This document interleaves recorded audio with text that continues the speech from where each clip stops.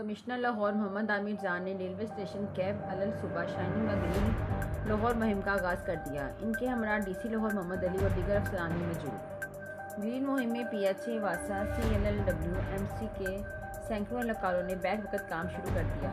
Commissioner Lahore محمد عامر نے railway station park میں پودا لگایا اور صفائی کا جائزہ لیا۔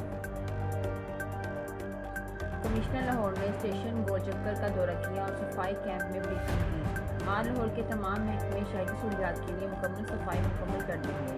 تمام سرکاری مشینری بیک وقت پورے علاقے کو صاف اور گرین بنانے میں مصروف ہے۔ تمام محکموں کے ورکرز کو کام پر لگایا کر افسران گھر میں نہیں جائیں گے، یہاں موجود رہیں گے۔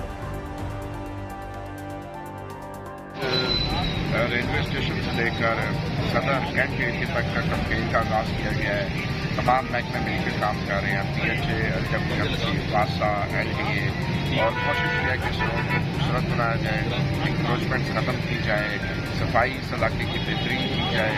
انشاءاللہ یہ اس بڑی مہم کا جو شائن اینڈ گرین لاہور کی مہم ہے اس کا حصہ ہے، اور میری تمام لاہور کے شہریوں سے گزارش ہے کہ وہ بھی اس کمپین میں ہمارے ساتھ مل کے کام کریں، اپنے علاقے کی صفائی کریں، ذمہ داری کا احساس کریں اور اپنے کوڑے کرکٹ کو مناسب طریقے سے جان تک پہنچائیں، باہر روڈ کے اوپر نہ پھینکیں۔ بہت بہت شکریہ۔